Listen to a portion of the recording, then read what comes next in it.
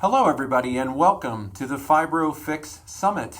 I'm Dr. David Brady, your host for the summit and the author of the book, The Fibro-Fix. Today we have an incredible expert with us, Dr. Tom O'Brien. Dr. O'Brien is an internationally recognized speaker and workshop leader specializing in the complications of non-celiac gluten sensitivity, celiac disease, and autoimmune diseases as they occur inside and outside of the intestines. He's the founder of thedoctor.com. He's a visionary leader in this field. He was the host of a paradigm-shifting summit known as the Gluten Summit, A Grain of Truth. Many of you may have been participants on that summit, where he brought together 29 of the world's experts on gluten and gluten's connection to chronic diseases and disorders with a wide range of symptoms affecting a wide range of patients. If you want to learn more about the Gluten Summit, you can simply go to theglutensummit.com. That being said, and the formal bio out of the way, I'd like to add, just on a personal note, I've known Dr. O'Brien for over 15 years. I know that, somewhere between 15 and 20 years. He's been a very respected colleague of mine. I've seen his work evolve over the years, and he's really been a leader in bringing this whole awareness of gluten and its role in chronic disease in certain people, and consider him a friend and a colleague. So thanks for taking the time to be on, Tom. Thank you, David. It's really a pleasure to be with you. Great. Well, we'll dive right into it. And as everyone knows who's been participating in the summit so far, one of the things we're trying to do is create an awareness with people who may have been diagnosed or labeled with fibromyalgia that there are many different things. There's a myriad of different issues that may be in play, creating a wide range of symptoms that may get someone a diagnosis or a label of fibromyalgia. And that may be in the case of if they actually have classic fibromyalgia, this central nervous system pain processing disorder. But in many cases, and actually much more commonly in my clinical experience, they could get diagnosed with fibromyalgia because they have other issues that physicians and healthcare providers are simply not detecting, queuing up to, and actually directing them to the right treatment for. And that's one of the reasons I wanted to have you on to talk about gluten sensitivity. And let's just start there. I mean, you've been in clinical practice for over 25 years now, and I'm sure have seen a lot of patients with fibromyalgia or diagnosed with it formally, or even just thought they had it. And, do you find that they all have the same thing? Do you find that they have multiple things? Does gluten play a role? What has been your just feel for dealing with those kind of patients? Well, David, that's a really good question, and I want to begin by saying how excited I am to be a part of your summit and to help support you in carrying this message out about fibromyalgia. You've been on the cutting edge to talk about this for a number of years now, that it's been used almost as a catch-all term, and that there are really specifics. And the same is true in the world of gluten sensitivity, that people go and they suspect they have a gluten sensitivity. They get a blood test done, which is usually not a comprehensive test, but they get a test done. It comes back negative, but they notice that if they go on a gluten-free diet, they feel better. And that causes a lot of confusion because the blood test said they're fine, right, but their experience is if they go gluten-free, they feel better. That's because there are many different components to wheat that might be a problem. It's not just the gluten. Right, so, right. So that validate, for me, it's the same concept as in fibromyalgia, that we have this catch-all term, and your work is so instrumental in carrying this message out that, wait a minute, it's really a specific thing, and you have to look very, very specifically. So the question of a contribution, or what have I seen over the years in my practice when people come in with a diagnosis of fibromyalgia? I have found so very, very often that there is an inflammatory cascade. And quite honestly, in the last 25 years, I haven't had the knowledge, I didn't see the studies to differentiate those very specific mechanisms the book talks about. Didn't know that. And so what I saw in my practice for many of these people was that a inflammatory state was in their body. There was something causing more inflammation for them. Even when blood tests said that they weren't that inflamed, that when we found foods that they were having a sensitivity to, and we eliminated those foods on a trial basis, they often felt better. Often. It was startling how frequent it was, but it wasn't every case. And I think that's because we now have more information than we did 15 years ago or 20 years ago about this. Right. Well, none of us had the kind of information that we have now. And I tell the story in the book as to why I got into this. And partly it's because I realized very quickly when I first got into practice how ill-prepared I was to deal with these kind of complicated patients who came in, excuse me, saying they had fibromyalgia. I just wasn't taught the right kind of tools, the right things about the disorder, even as it was understood at that time. So I had to go essentially teach myself and find other experts and mentors and try to come up to speed on it. And then, 20 years later, I know a great deal about it, but it's not because of my initial training. And I think that's even true today, unfortunately, with physicians getting out of medical school and chiropractic school and naturopathic school and what have you. They just don't really understand it at this level, and they're confronted with these patients, and they contribute, unwillingly to the problem in that, someone has a lot of pain, someone is tired a lot, someone has, brain fog or difficult cognition, they maybe have some vague intestinal problems. They invariably, get thrown the diagnosis of fibromyalgia or IBS or both of them together. And I think it's part of that phenomena, what you're talking about. It really, truly is this wastebasket sort of diagnostic label. And what comes with that, unfortunately, is sort of a lack of respect for it, right? Like where people start saying, oh, this is a fad, all of a sudden everybody has fibromyalgia. Well, if the providers really knew enough about it to only accurately diagnose it when it really was classic fibromyalgia, maybe that wouldn't be the public perception of it. And I think gluten sensitivity and the whole concept of gluten sensitivity or gliadin sensitivity or just insensitivity to those kind of foods or those fieldgrass grains that have those things, which were really not part of our evolutionary diet when you look back, that's become sort of, I hear that now being said that, oh, this is all just a fad, there's nothing to it. Well, I don't think that. I think it's a combination of a greater awareness and a greater understanding of this, and possibly people being told they have it when they don't, or people not being told they have it when they do. It's just such a confusion point. What do you say to people when they say, the gluten thing, it's all a fad? Right. Well, there's two components to the answer to that. And the first one is in the middle of 2013 and through the end of that year and all of 2014, going into 2015, we had a lot of magazine articles saying it's a fad. Science says it's a fad. Right. One writer after another jumping on that bandwagon. And that all started because a group out of Australia published a paper, and the title of their paper was, and it was a very respected research group, they published a paper that said, no effects of gluten in self-reported non-celiac gluten sensitivity when they took fermentable carbohydrates out of the diet. So what those researchers did was, in that one study, they were taking people that had a gluten sensitivity out of the equation, and they were looking to see if one of the other components of wheat, which is called FODMAPs, had an effect on people who thought they had a gluten sensitivity. And the way they set the study up, there were 250 people that applied to be in the study. 39% of them had elevated antibodies to gliadin, to gluten, right. And they were refused admittance to the study. Right. Another third of them had the genes for celiac disease, thus they likely would be sensitive. They were refused admittance to the study. So what they were left with were people that thought they had a gluten sensitivity, but the immune test didn't say so, the blood test didn't say so, and they looked at those people, and they took the FODMAPs out of their diet. Their abdominal complaints, all of them, went away. Right, no big surprise there. No big surprise. They put the FODMAPs back in, the symptoms came back. But in that group, 8% of them still had a reaction to gluten, the protein.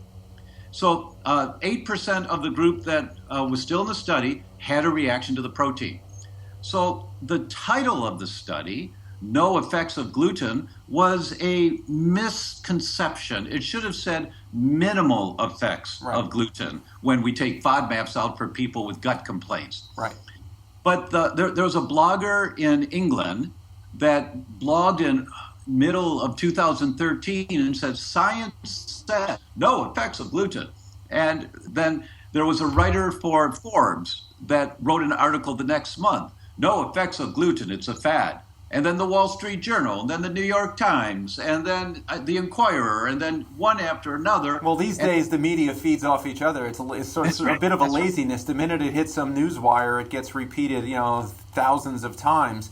And it could originate, like you said, with just sort of an online blogger who didn't necessarily follow best practices on really vetting this out and doing the due diligence and looking at the studies, or even had the background to look at the study and take it apart like you just did.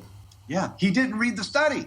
He saw the title. Right. He saw the title. And the other writers didn't read the study, because if you read the study, it's very clear what the researchers were trying to do. The same group, as a matter of fact, 8 months later, published a paper showing that those with a sensitivity to gluten are very, very prone to depression. And it was over 90% of them. I don't remember exactly what percent, but it was over 90% of those that had the sensitivity to gluten scored as being at some level of depression on validated questionnaires. Right. So the same research group was showing, the protein of wheat can be a problem, or it can be the FODMAPs of wheat that can be a problem. So it's just like with fibromyalgia. There are many things that are thrown into the clump here of gluten sensitivity when it really should be a wheat sensitivity. Right. And it's interesting, a lot of that media publicity that it's all a fad sort of came after a barrage of earlier articles showing that it was a problem, right? And a lot of that was started by, Alessio Fasano and his group at University of Maryland at the time, now at Mass General and Harvard, where he was putting out extremely high quality research talking about this idea of gluten and gliadin being problematic and even short of, causing overt celiac disease. But just because there's no celiac disease does not mean there's no immunological incompatibility with those types of foods. And that was making big time medical journals, being published in major peer-reviewed journals, and it got a lot of media attention. And this may have been somewhat of a backlash against that. So it's interesting to see how these cycles go. But I agree. Well, actually, as you mentioned that, it was Fasano's team, and this paper was lead author was Holland. They published last year that every person that they check when they are exposed to wheat, every person activates the genes and develops intestinal permeability. Every human. And it's because we humans do not have the enzymes to break down wheat completely. Right. We can break it down partially and access some of the proteins so that it is a food source, but it triggers an inflammatory response in the gut for every person. And the question that usually comes next is, well, how come I don't feel sick when I eat it? Right. And the answer to that is just wait. It's the straw that broke the camel's back. And at some point is called loss of oral tolerance, where your body will no longer be able to put the fire out in the gut from having toast for breakfast and a sandwich for lunch and pasta for dinner and croutons on your salad. At some point, the body will be unable to calm all that minor amount of inflammation down, and then you develop intestinal permeability. And what we all know, of course, is that when that happens, you open the gateways into the development of autoimmune diseases. Right. And one of the common mechanisms, which I think is germane to the theme of this summit, is the effect of a wheat sensitivity on the brain.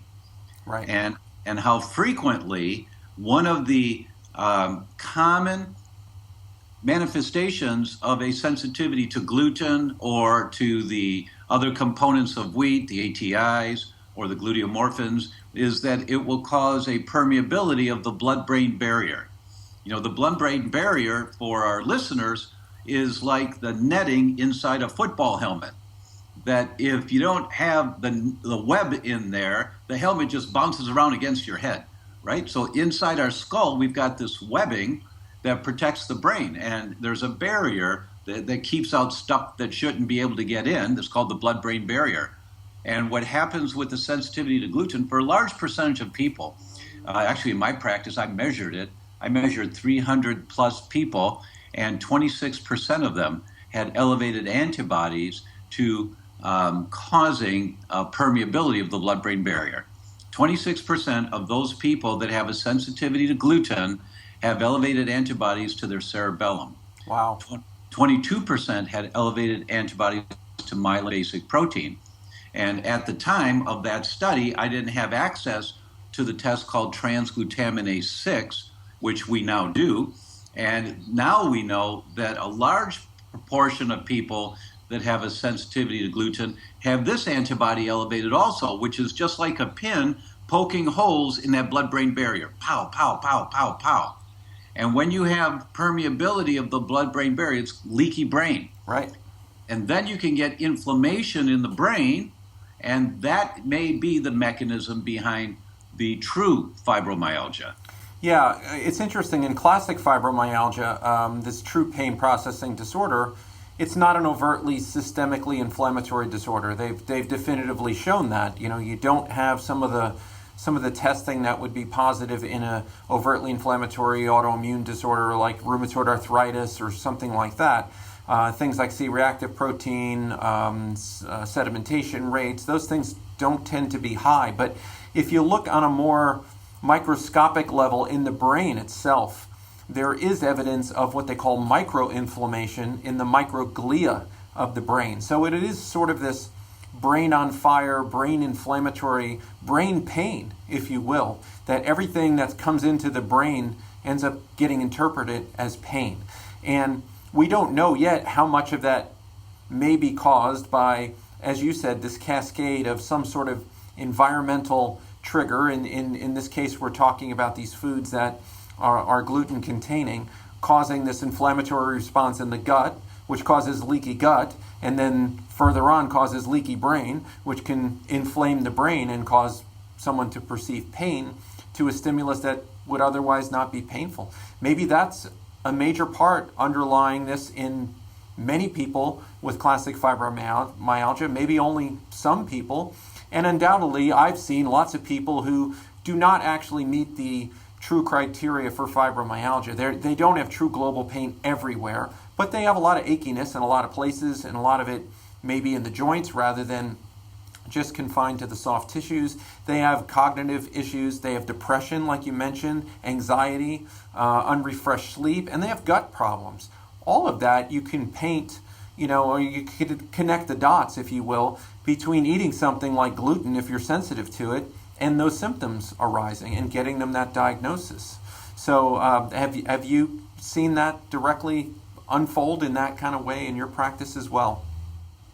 Oh, absolutely. To the point about the microglia, for our listening audience, there's a separate immune system in the brain. They're like sentries standing guard just inside the blood-brain barrier, that if anything gets in there that shouldn't, they fire a chemical bullet to go after it, and that's the job of the microglia. Right. So when you have the microglia activated in the brain, something's getting in there that shouldn't get there. There has to be a reason why you've activated the immune system, and if you have a sensitivity to a food, that is one of the common causes that may trigger that. Gluten happens to be a very common one.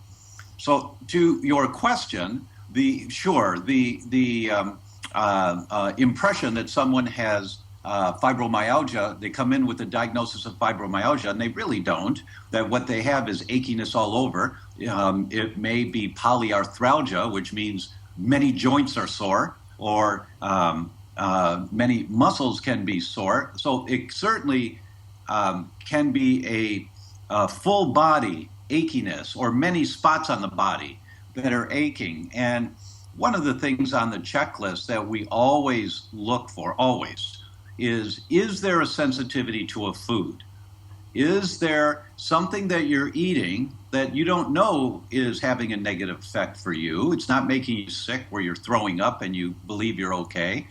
But is there something that's triggering this immune response that may be making you sore and achy and not true fibromyalgia, Right. but giving you the impression of fibromyalgia. And we find that a lot.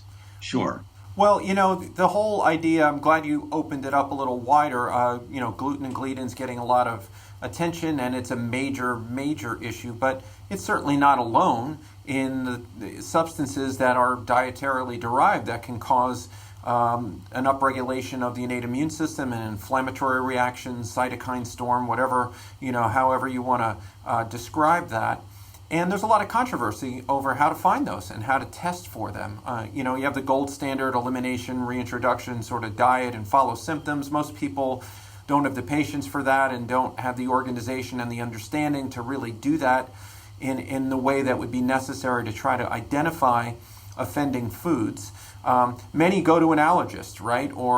And they get some food testing just in a commercial lab, and they're usually getting IgE testing, right, for more anaphylactic, immediate type of allergies. And we're not confining our discussion to those type of true allergies. We're looking at other more subtle food intolerances or food sensitivities. There's a lot of different terminology you can use. Some people have gotten IgG testing. Some people get other types of cellular response testing. What is your go-to method, or do you have one go-to method for trying to determine how someone's immune system is getting along with the foods that they're eating? Good question. I introduce to the patients the concept that your immune system is the armed forces of your body. It's there to protect you. There's an Army, an Air Force, a Marines, a Coast Guard, a Navy, IgA, IgG, IgE, IgM. There are many different branches of your immune armed forces. When you go to a conventional allergist, they usually do an IgE test. And that's the skin prick test that many of us have experienced or heard about in the past. That can be a very serious reaction. Peanut allergies, for example, can be life-threatening. Right. That's an IgE reaction. That's important to check for. But if you come back negative to an IgE reaction, does that mean you don't have a problem with the foods? No. It means that the Navy's not called out. Right. What about the Marines? Well, we didn't check the Marines.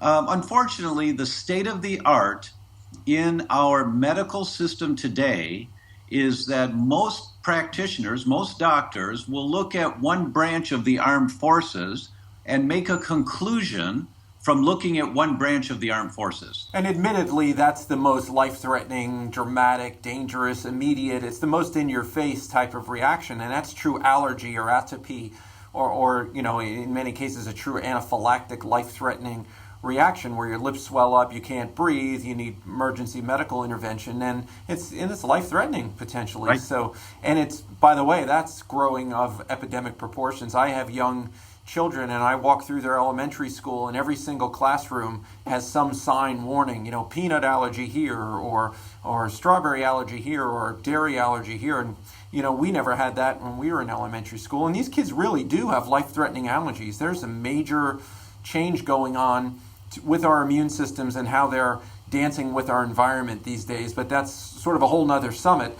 But well, that's a topic that I love to talk about because, as you know, for the first time in the history of the human species, for the very first time, according to the New England Journal of Medicine, children born today have a shorter projected lifespan than their parents. They're going to get sick earlier, get diagnosed with diseases earlier, and die earlier than their parents. Right. And it's this overwhelm of toxicity. That's why when I talked about gluten, at some point, loss of oral tolerance, that's true across the board for our immune systems. We are being exposed to so many toxins that our immune systems are hypervigilant on overdrive all the time. Right. So, but simultaneously, you hear about people talking about the hygiene hypothesis, right, where we're not exposed early in life to the normal stuff we should tolerate fine. We're exposed to all these toxins and all these things that we really shouldn't be exposed to, and foods that we did not eat in our ancestral diet, like the fieldgrass grains and wheats and the like. But we're not exposed to things like the dirt, and things in our environment that we were used to being exposed to when we lived in caves and picked our food out of the dirt and ate it without washing it. So we have all these, and we don't come in contact with livestock and animals and drink raw milk or any of the things even that people did a couple hundred years ago that gave them exposure to a lot of things. Now we have these kids that are eating all the wrong foods. They're getting exposed to the toxins, but at the same time, they're not getting exposed to the things that they have to share their, these microbes and these different elements that they have to share the planet with. So their immune system's overactive to things that even shouldn't be a threat to them, because they're, mom's scrubbing them 3 times a day with triclosan-laden antibacterial soap, and they're afraid to let them play in the dirt. So, it's this really perfect storm of things ganging up against our immune system. And you're right. I saw, that paper, and I've seen other people talk about that fact that this is a sea change that at least in the industrialized Western countries, the lifespan is projected to actually start going down, which, we've never seen. For our listening audience, just imagine that you had a huge recruitment in every city of the country for more people to join the Army. And so all these people come and join the Army, but then you send them off to war the second week after they've enrolled. They've had no training. Right. And that's what's happened to our immune system because of the sterility, the sterileness of the environment we live in. Our infants and our children, their immune systems have no training. Right. They're unable to prepare for the stuff we're exposed to in life. Right, cesarean sections, bottle feeding. I mean, we can go antibiotic use immediately. I mean, we can go right down the road on all of that. Right. It's an overwhelming topic that takes, for me, and I suspect for you, it took years to really get the big picture of what's going on here. And so for people who are attending this summit for the first time, this may be a new idea for them. And if you spend a little time researching this, as Dr. Brady has said, the Hygiene Hypothesis, just Google it and read a paper or two, you start to understand why you don't want to use antibacterial soaps all the time. Right.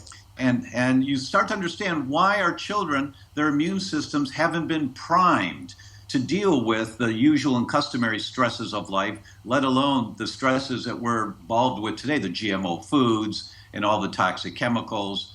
And we start to understand why our children are getting sick earlier, and why our immune systems are in such overwhelm, and why there is this loss of tolerance in the gut. So a minor irritant food like gluten from wheat, it's a minor irritant. On the scale of things, it doesn't cause severe damage right away. Right. But when your system is already on such overload, now the little things become more of an irritant.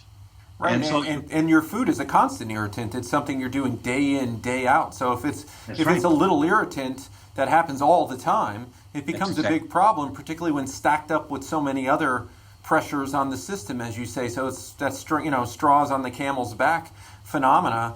Do you find it works the other way around? For instance, would someone who's chronically ill because they have a lot of different challenges to their system, they may have a whole myriad of chronic disorders or conditions. They're just not a very healthy person. They eat a crappy diet.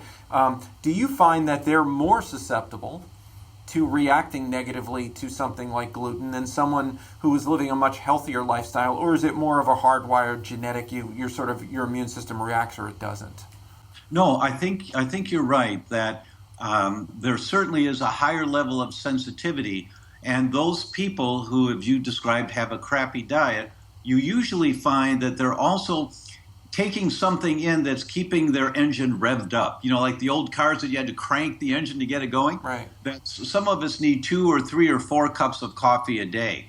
Some of us need some pop every day, right, or some sugar, or excess carbohydrates, or excess exercise for right, you exercise junkies, right, where you're. And we call it after a while, and David, I know that you and I both had the opportunity to hear Dr. George Goodhart many years ago speak, and one of my mentors, and he would talk about whipping the dying horse. Right, yep. That our diets are whipping the dying horse. So those people who have crappy diets tend to have something that they're using as a stimulant to keep them going, revving their engine, while they're whipping the dying horse. Right. They're self-medicating them along the trail until the horse just falls over, right? That's right. That's right. Okay, so we've talked about a lot of the gloom and doom and why, people are maybe in this predicament. Let's spend a little time on proactive things that people can do to try to recover from chronic illness, whether they have true classic fibromyalgia or whether they have something else that got labeled as as fibromyalgia. If they're listening to this summit, they probably have health challenges. They probably have some chronic ongoing symptoms that include things like pain, persistent achiness, fatigue, depression, anxiety, vague, intestinal complaints, things like that. So what are some things that you think are foundational that they can do to clean up their diet? Should they all go off of gluten? Should they be tested first? What are just some, sort of can't miss recommendations from Dr. Tom O'Brien? The first one, thank you for that. The first one is, please, every day when we wake up, most of us go to the bathroom first. That's the first thing we do. Next, the very next thing, have 2 big glasses of water, room temperature, just right away. Right. Just to get your body awoken and start to flush a little bit right away. The next thing that is of value, in my opinion, is to find out, are there some foods that are common in your diet that are actually a trigger causing more inflammation, more irritation, maybe causing some blood-brain barrier permeability? So doing a comprehensive test. And as I talked about the Army, Air Force, Marines, Coast Guard, the test that I usually recommend to my patients, which I think is the cutting-edge test at this point in time, is an IgA, IgG, IgM test from the Cyrex Labs. Okay.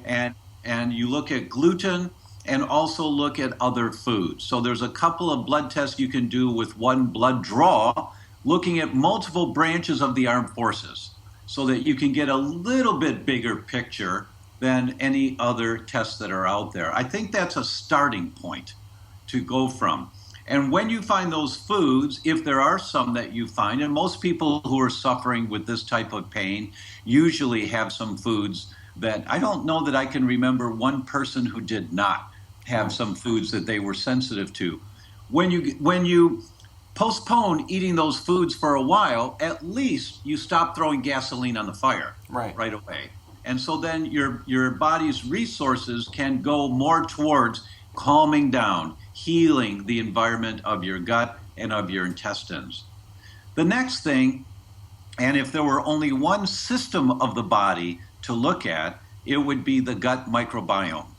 That I don't know there's any system of the body that has as great an impact body-wise or body complete systemically as addressing your microbiome.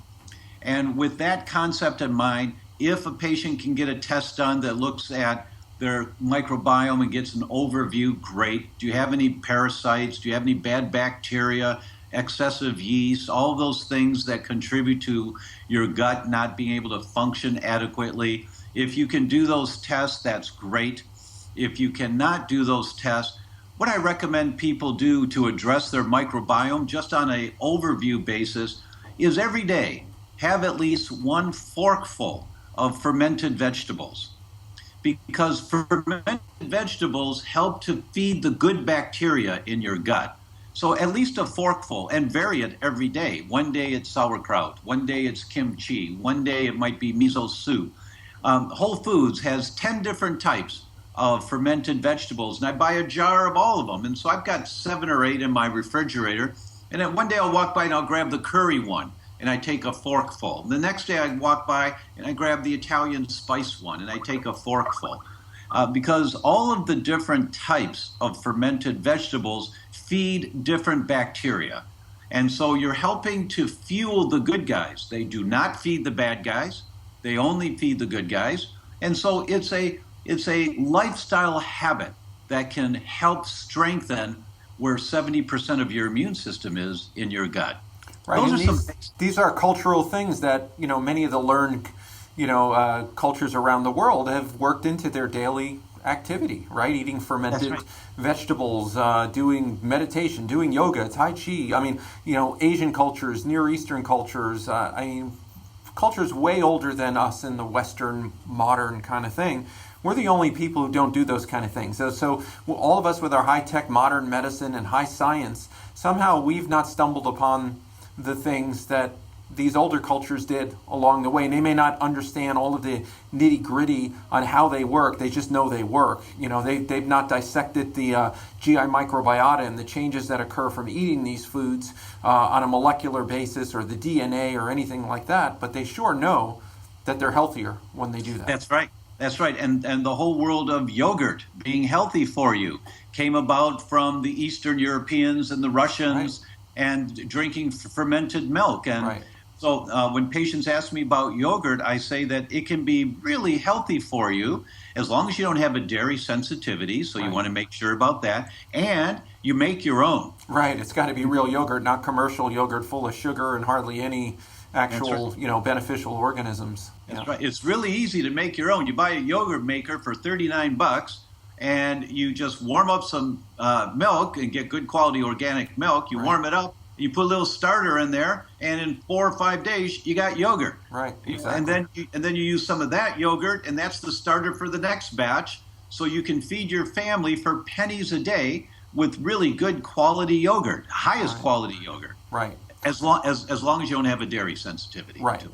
And I agree with you on that testing. It's one of my big passions, of course, is working with the GI microbiome as it relates to chronic disease, and it's why I was very involved in the development team of testing in that arena in the integrative medicine market, including one of my latest projects with Diagnostic Solutions Lab, which is a full molecular DNA-based mapping of the GI microbiota, just for that very thing, to find out what's there, the good guys, the bad guys, what's the balance of them, what's the diversity of them, and not just bacteria, but even the virome. The viral agents that can be there causing problems, and molecular mimicry and autoimmunity, and fungal organisms and parasitic protozoal organisms, as you said. And then, because there's probably two major sources of environmental antigens, like things that can make the immune system react in a large way and make it potentially go off the rails and even not discriminate anymore and attack one of our own tissues, the thyroid, the brain, the joints, whatever it may be. And depending on which tissue it ends up attacking, that's the name of the disease, right? Hashimoto's and Graves if it's thyroid, and rheumatoid arthritis or ankylosing spondylitis if it's the joints, MS or ALS and others if it's the nervous system. But those two major things are exactly what you said, the GI microbiota. So you have to assess that and try to improve that landscape if you can with some of the dietary things you were talking about, probiotics, prebiotics. They're all useful, and in some cases antimicrobials if we really need to get rid of a nasty player. But the other thing is those food proteins and other elements of food that we put in our mouth all day long. So you have to be able to test that as well. And I think that test you mentioned from Cyrex is a wonderful option. Another option I use is looking at the way the immune cell populations, the white blood cells, the plasma proteins, and other elements of blood react when they confront a food in isolation. And that would be a test like the Lcat test that's looking at it objectively through very high-tech scientific instrumentation, what changes about the immune cell populations when they're exposed to food X. And it could be because go ahead. That's an interesting point, and I fully agree with you. I talked about the Army, Air Force, Marines, Coast Guard, Navy, right. And there are two different branches to our immune system. There's kind of the guttural one that responds first, right. And then there's kind of like the big guns that have to come in if the guttural one can't get the job done. Right. So the Lcat test is a really good test. I've used it many times. And it's the guttural, it's the first response. Right. And when our immune system can no longer get that job done, and that's what the Lcat test is measuring, is that component of the immune system working really hard right now, overtime, right. saying we've got a problem here, and when it can't contain it anymore, then the big guns have to get called in. That's the Army, Air Force, Marines, Coast Guard, IgA, IgG, IgE, IgM. Right. So that both tests are excellent, and in some cases where I have found it of more value to use the guttural test first and right. and to identify that, especially like with young kids, especially with younger people, their immune systems are fighting really hard and they haven't crashed yet. When they crash, then the big guns have to come in. Right. And that's the way I'd like to help our patients think about it. That's a good analogy with the armed forces, even with that, again, because it's like you said, the Lcat test is looking for upregulation of the innate immune system, that primitive sort of inflammatory, inflammasome, cytokine kind of driven scenario, which is extremely important. And it's almost like the regular army, right? Like the ground troops. And then later on, when necessary, you need to call in the Navy SEALs or the Green Berets or the Army Rangers. Forces. Right. Sometimes, you need them both. Sometimes to figure it out, you might need to look at it from both directions to really solve the whole issue. I think a first approach, so that patients aren't confused and your attendees are not confused, I think a first approach would be to look at what is technically called the innate immune system, the guttural, the first responders, and not look for special forces to begin with. I think if it had to be one or the other, more people will be safe and find answers looking in that direction first. What about people who don't want to do the sophisticated testing, or they don't have the financial means to do it, or they don't have a healthcare provider who's versed in this stuff and even willing to order it, or even knows how to order it, or that it exists, but they want to be their own best advocate. They want to do as much self-treatment as possible.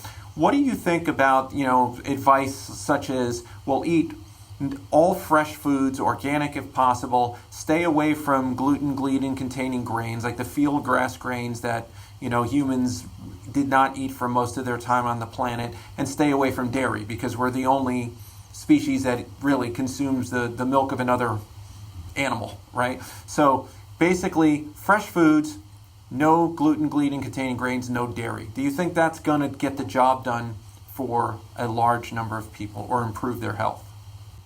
I don't remember that I sent you an email asking you to ask that question. You didn't. Okay. I always go off the script. But my book will be coming out in September on that specific topic. Right. Okay. And it's 3 foods, 3 weeks. Get them out of there. And that is gluten, dairy, and sugar.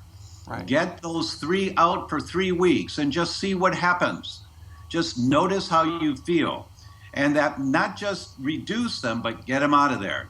And when you do, what you find is so many of the complaints that we are burdened with, physical complaints in today's world that we live in, so many of them start to calm down. Not that you're healed and completely better, that your fibromyalgia is gone, but what you will find is, wow, I think I'm feeling a little better. Right. Actually, I know I am. Well, wait a minute. Well, and then you go out and have a piece of pizza and you feel terrible the next day. Right. So when patients come in and they tell me that they've done that, I say, oh, I'm so happy that you feel terrible. Way to go. Yeah. Now you know. No one can argue with you. Now you know. Well, it's interesting. I think those of us who've been doing this a long time, we all kind of stumble on similar things. And even in my book, The Fibro-Fix, the foundational program, which is meant to help everybody, whether you have classic fibromyalgia or whether you have a myriad of the other conditions that I then explore that may have gotten you the inappropriate diagnosis. Eventually, we have to dial it in and get pretty sophisticated on which are your comprehensive treatment options. But the foundational interventions are the same, regardless. Yes. And they're exactly what you're talking about. We use sort of a detox kind of 21-day thing where you're getting rid of those exact foods. You're getting rid of the high sugar foods, the dairy foods, the gluten-containing grains, and you're changing your macronutrient balance. And that's part of getting rid of the sugar, is getting good lean protein that you're not reacting to, get some detoxification going, let your metabolism clear out a little bit, give your body a break from all of these straws on the camel's back, these inflammatory exciters, if you will. And it's amazing how much people get better just by doing that. And with that little bit of progress, it then gives them the energy, the cognition, and the motivation to continue on their exploration into deeper, avenues of having a complete resolution to their condition. So I'm very glad that you're writing that book. I knew that you were involved in a a new book project, and we share a publisher. We share a lot of different things. So that's cool. But it's been very highly secretive what Tom O'Brien's been working on up until now. So now the cat's out of the bag. Well, it's on the spectrum of autoimmunity. Great. and how frequent it is and how to identify it. But this is the to do.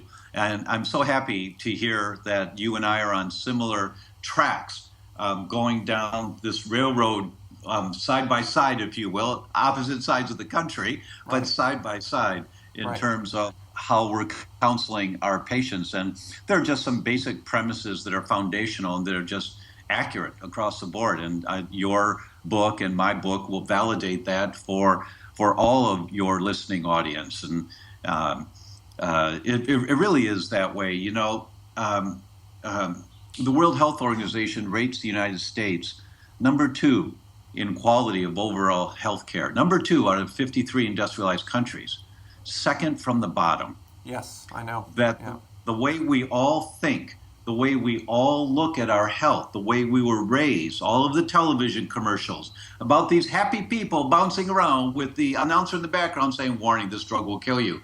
But everybody looks so happy. So, that we're being imprinted and we're thinking a certain way. So it's people like you and me and so many of our colleagues that are trying to say, wait a minute, take a step back here.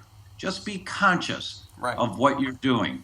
And the point that I want to make is that we all, when we have health complaints, you can't take a pill and then you're better. Right. No. That lifestyle has triggered this to some degree. For the vast majority of cases, it's genetics, environment, and lifestyle.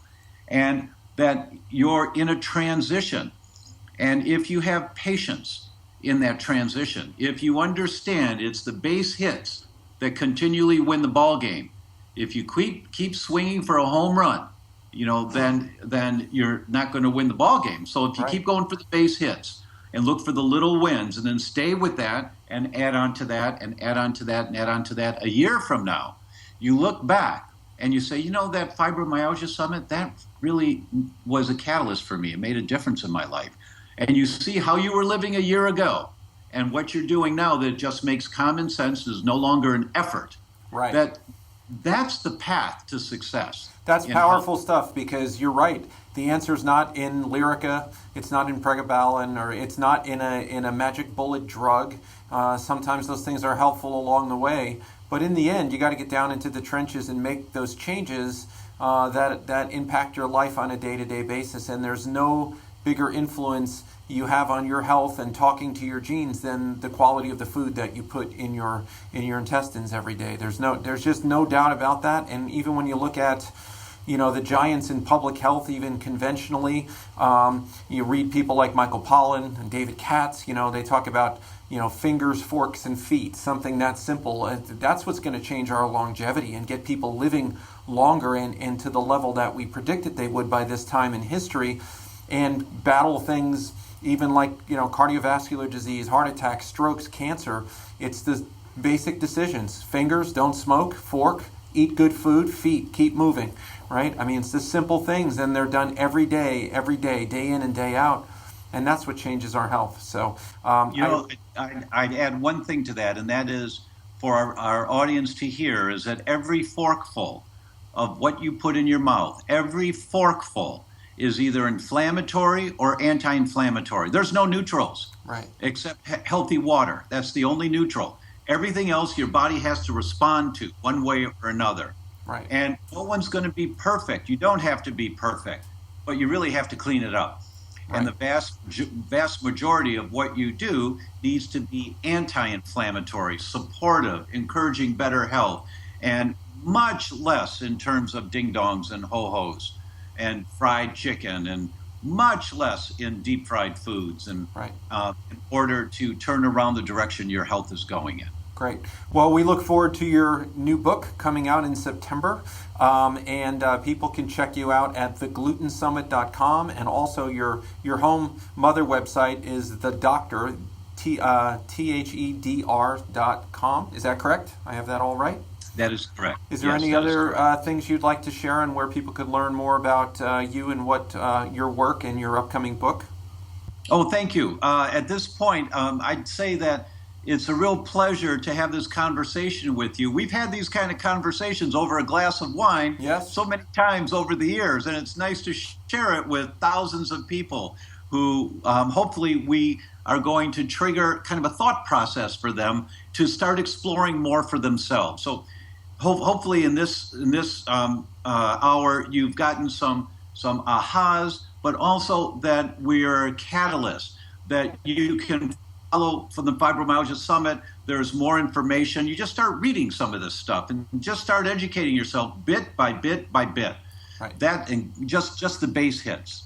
And the last thing I'd say is thank you so much for the opportunity to be with you today here, David. Well, thank you, Tom. It was my pleasure, and everyone who's listening's pleasure as well. And keep doing the great work you do.